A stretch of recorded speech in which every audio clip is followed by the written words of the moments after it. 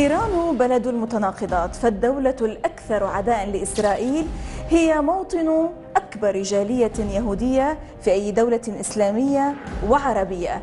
اليهود في إيران من الداخل. معكم زينب صفار، تابعونا.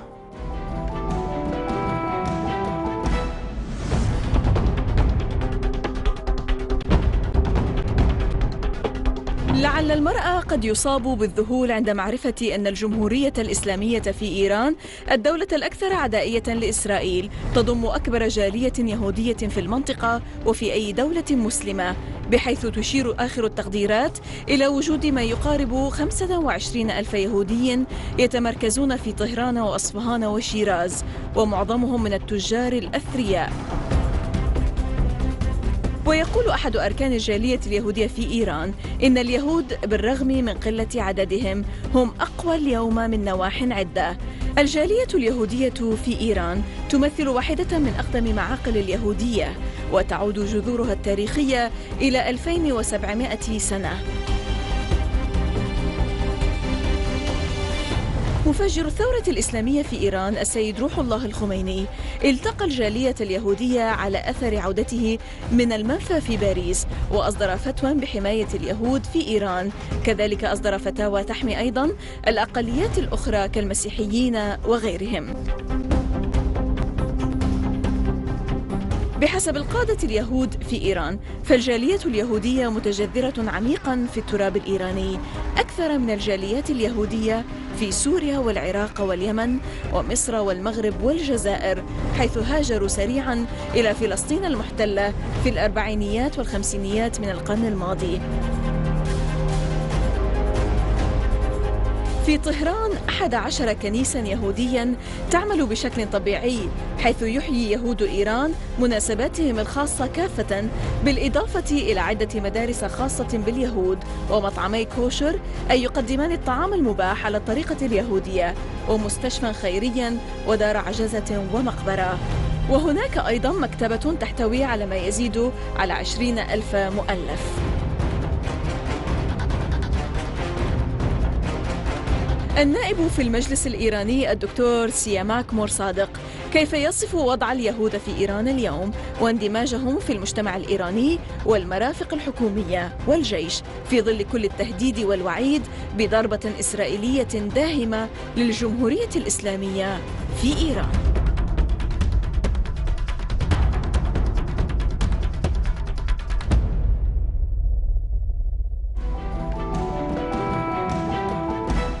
Iranian Jewish member of the Iranian Majlis, MP Dr. Saimak Sadق, and chairman of Sapir Hospital, where we are now. Welcome to the Inside, sir. Now, can you tell us about this place where we are now, this hospital, which you chair? In the name of Allah, in the name of God, and in the name of Hashem, this specific site is the Sapir Charity Hospital. This hospital was built by the Iranian Jewish people during WW2, something more than 70 years ago, in a part of a synagogue. In the starting day, it was a small clinic in a part of synagogue, but stage by stage it progressed and became a large hospital today. All of the building of this hospital is donated by Iranian Jewish people whose houses was near to the hospital. And so the hospital became larger and larger. About 17 years ago, this part of city was a Jewish quarter, and most of the people who were living here was Jewish people. But after some economical and social change in the condition of Iran, most of the Jews living in this part of the city immigrated to the other part of the city. So today, there is only a few Jewish families living here, but the hospital keep on its work. This hospital is not only for the Jewish patients. Today, more than 95% of our patients are non-Jew. Muslims, Assyrians, Zoroastrian, Armenian, from different groups, and more than 95% of our staff are Muslims today. This hospital is the practical point of interfaith dialogue and the practical point of co-working and cooperation of the human values of different people for the human values. The main duty of the Jewish people in this hospital today is sponsorship of this hospital. During last year, this hospital have a great loss, more than $2 million. And it's interesting that more than half of it was paid by Iranian government. Since the time of the presidency of President Ahmadinejad, he did his best to help this hospital. Something about 6 years ago, I said to him that according to the economical condition and according to the specific inflation condition of economy, specifically in the medical aspect in Iran, the Jewish community cannot have enough money to sponsor the hospital to keep on his work. He said that we are ready to help you because this hospital is a part of Iranian history, and this hospital can prove to all of the people in the world that the relationship of different monotheistic people in Iran could be a good algorithm and a good chart for other monotheistic people in the different parts of the world to live completely in peace with each other and cooperate with each other to improve the condition of the world. How many Jews do we have now living in Iran? Today there are more than 25,000 Jews. But there have been reports saying that this number just plunged into around 8,500. Is this true? I think that's not true because our source of static is based on the different people who participated in election, who participated in religious ceremony, who used a specific kosher food, and I think the static of 25,000 or even more is a good estimation. Where are they situated specifically? More than 50% of the Iranian Jewish people are living in Tehran. Something about 30% are living in Shiraz, something about 10% in Isfahan, and there are some people scattered in other parts of the Iran. For example, Kermanshah, Kerman, Sirjan, Rafsanjan, Mian Duab, even Sanandaj, Kamiaran, Rasht, Mashhad, Bushehr. According to the history of the Iran, most of the provinces. Yes, the Iranian Jewish people was free to choose the site of their living. There was not a specific pressure or a specific rule to have a specific Jewish ghetto in Iranian history. Some of the Iranian Jewish people prefer to have houses and activities near to each other. But there is not a pressure or a rule to make them to live in a specific site. We are completely free to choose any part of the Iranian country which we want to live in. So you're saying here that the Jews are very much integrated, the Iranian Jews are very much integrated in the Iranian society and the Iranian fabric. However, there are certain, let's say, reports or privately many Iranian Jews complain to foreign press that there is certain kind of discrimination, much of it of a social or bureaucratic nature, and that the Islamic government appoints the officials who run Jewish schools, and most of them are Muslims, and they don't give them a Saturday holiday, which is the Sabbath. So how far is that true? At first, I must remember that being a religious minority in the country with religious policy, of course, have some problems. We do not say that everything is okay and we don't have problem, but it's very important that all of our problem can be solved in the Iran country and according to the law and regulation of Islamic Republic of Iran. We does not need help from outside the Iran, and we does not need manipulation from outside of the Iranian population to solve our problems. We have a specific role, a specific pathways to have to do our jobs and solve our problems. For example, if you can compare the condition of Iranian Jew today with the condition of Iranian Jew before revolution, our condition improved. During the Shah and Kingdom period, in the constitutional law of Iran, the religious minority of Iran was called Zoroastrian, Armenian, and Jewish people who are living in Iran. Oh. But in the Islamic Republic constitutional law, it said that Iranian Jew, Iranian Armenian, Iranian Zoroastrian, and Iranian Assyrian. It means that according to constitutional law of Islamic period, we are full first-degree citizen with complete equality to the other people. Yes, you say that I'm an Iranian Jew. I'm not a Jewish Iranian. Yes, yes. Even non-Jewish Iranian Jews are living in Iran. Yes. In the Shah period, they say. In the other hand, for example, during the early years of revolution, we have some problems, such as this equality between the blood money of Muslims and non-Muslims. But according to a fatwa by Supreme Leader Ayatollah Khamenei, this problem solved. And today, they are equal with each other. Of course, there are some problems, but we are sure that this problem are solving step by step, and this problem could be solved completely in our family of Iranian nation. We believe that our problems can be solved completely in our family and in our country, and we know that when I have a small problem with my brother or my sister, I cannot announce it in the street. Sure. And we know that the people outside the Iran who said that there is some problem for religious minority are not friends of us, and they do not want to help us. They only want to use it as a political pressure against the Iranian national benefit. And everyone who does something against Iranian national benefit is against us. Right. The enemy of Islamic Republic of Iran is the enemy of us. In the other hand, for example, you can compare that we have completely free for religious freedom. The only synagogue in the world. So is the enemy of, you said the enemy of the Islamic Republic is the enemy of us as part of the Islam. Yes. So is Israel your enemy too? Our diplomats. How can you strike, for example, that those are Jews and you are Jews and, Israel is the enemy of Iran and you are part of Iran? I mean, this is I have a question for you. Bin Laden was a Muslim. You can be friend of Bin Laden because he's Muslim.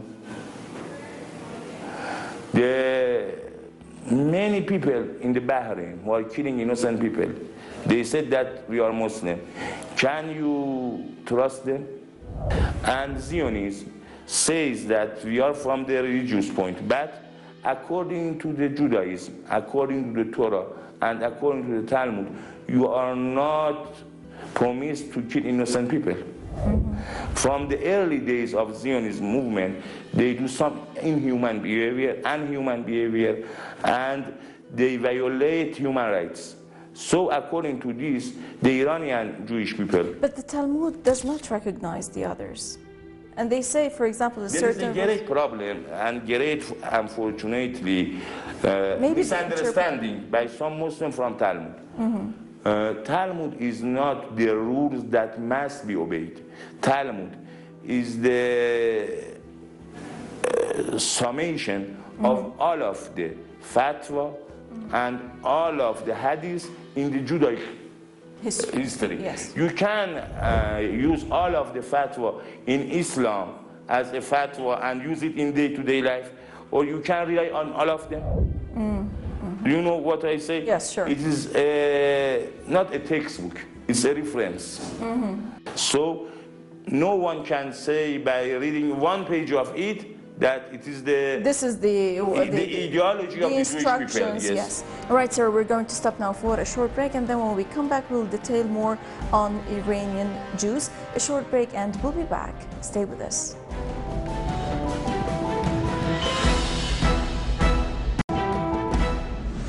After revolution, specifically after first years after revolution, all of the Iranian people in some groups immigrated. It's not only in the Jewish people. Some of the Muslim people also immigrated. And it's the case after all of the revolution. You have some change in the country, and someone cannot tolerate this change and cannot accept this change. So they choose to immigrate.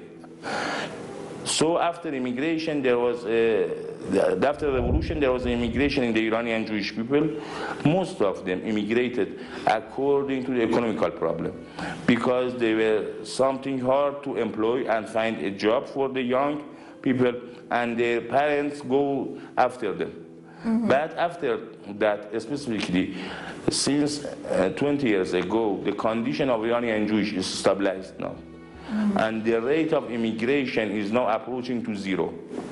I think that the most of the Iranian Jews who are living in Iran now wants to live in Iran and wants to follow Iranian culture and even wants to die in Iran. It may be interesting for you that we only pray in Hebrew, but in this country, even during our family, we speak in Persian, Farsi. I can speak English. Some of us can speak Hebrew, but all of us can only think in Persian. We think in Persian.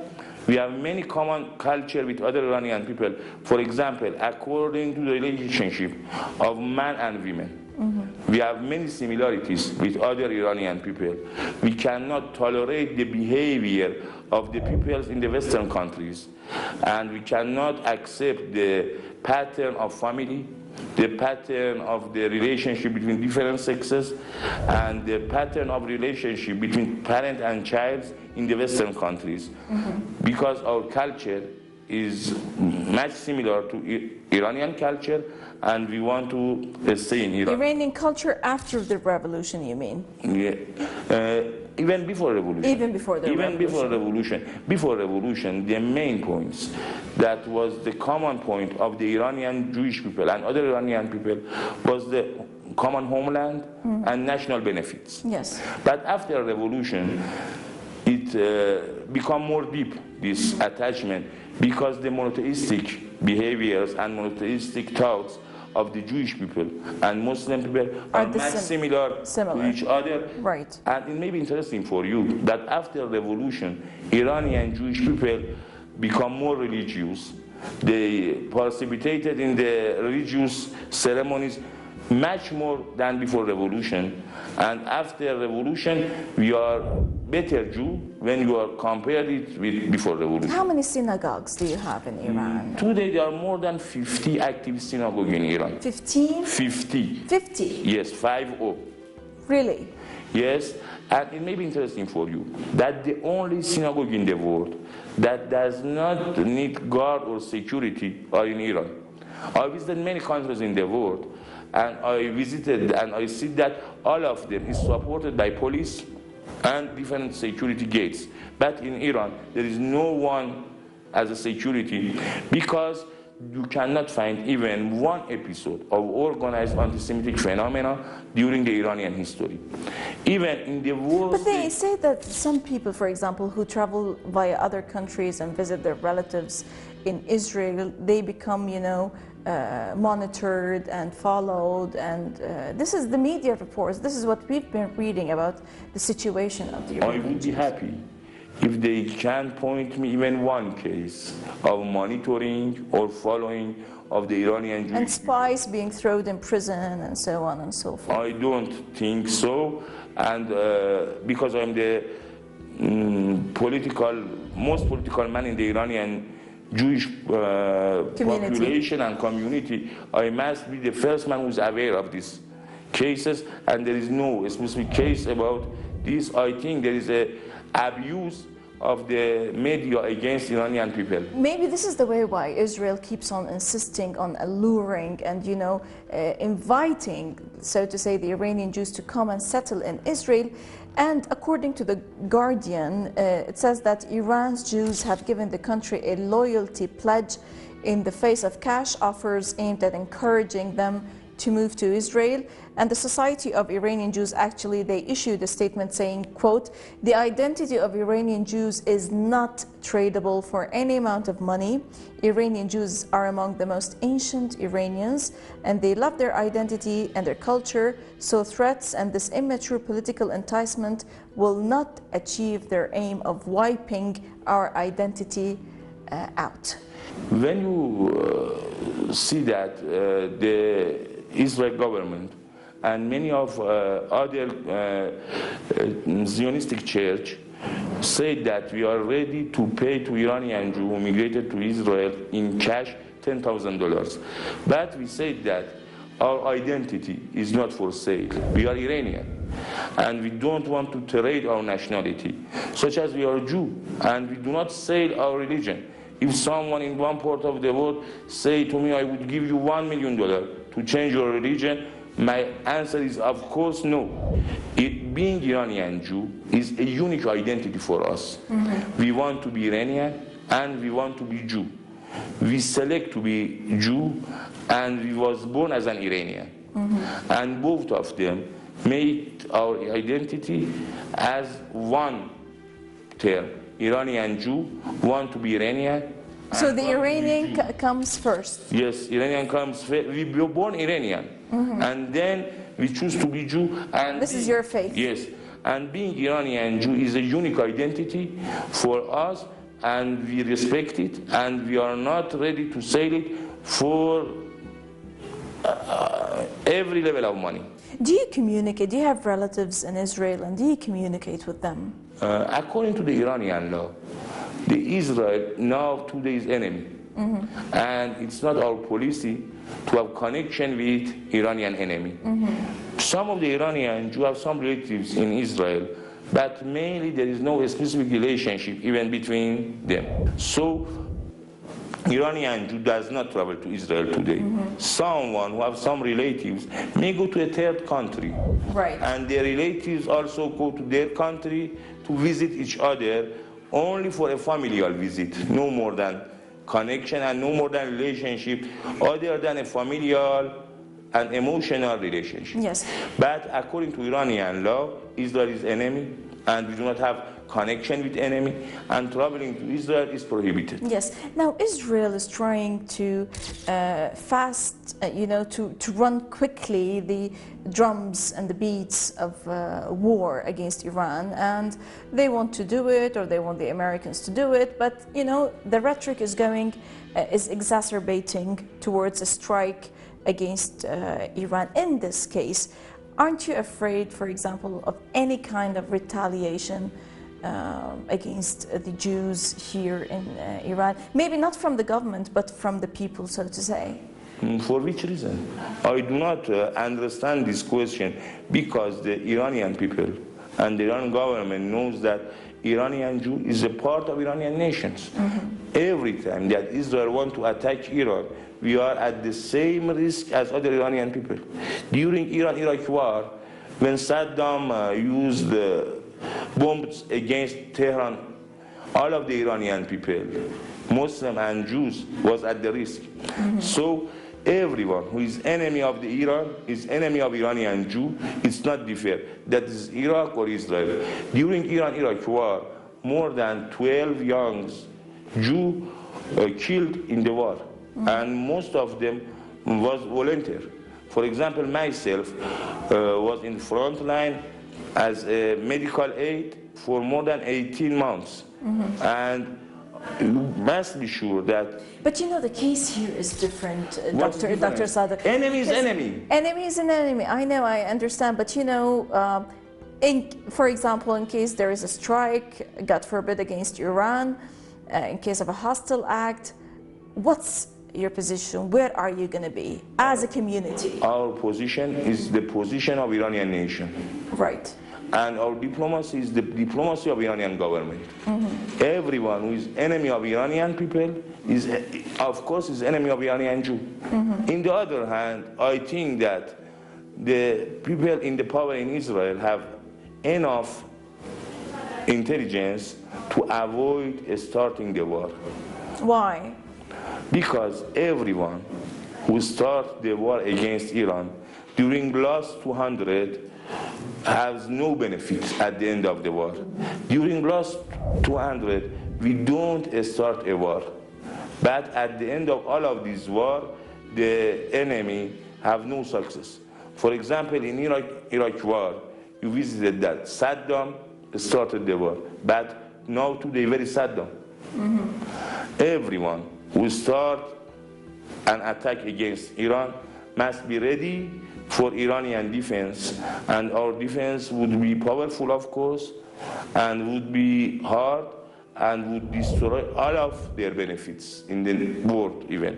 So Iranian Jew, as a part of Iranian nation, is ready to defend their homeland against enemy, regardless of the name of enemy. For example, during Iran-Iraq war, many of the people who are living in Iran and their language is Arabic go to the war against Saddam. So it's not the case that because they are Israel, there is some difference for us. Yes. Everyone who is our enemy, you're ready to fight and defend your country. Fight, and we are ready to donate our blood. Right. Be sure that if anyone attacks against Iran, I would be the first surgeon who go to the war. Because unfortunately, today I'm so old to be a soldier and so fat to be a soldier, but I'm ready to be a surgeon to serve the all of people who wants to defend our country. Right, Iranian Jewish member of Majlis MP, Dr. Siemak Sadق, and chairman of Sapir Hospital, where we are now.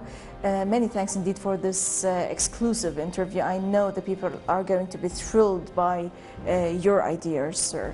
إذا لقاء جديد في الأسبوع المقبل مع ضيف جديد وقضية جديدة ودائما من الداخل. للمزيد من التواصل بريدنا theinside@almayadeen.net theinside@almayadeen.net. وهنا أنتهز الفرصة للشكر الجزيل لكل من رافقني في هذه الزيارة إلى إيران، لجمال حيدر، لإبراهيم جزيني، والشكر الكبير لكل الزملاء في مكتب طهران، مكتب الميادين في طهران، من كل فريق عمل من الداخل. إذن من كل الميادين، السلام عليكم.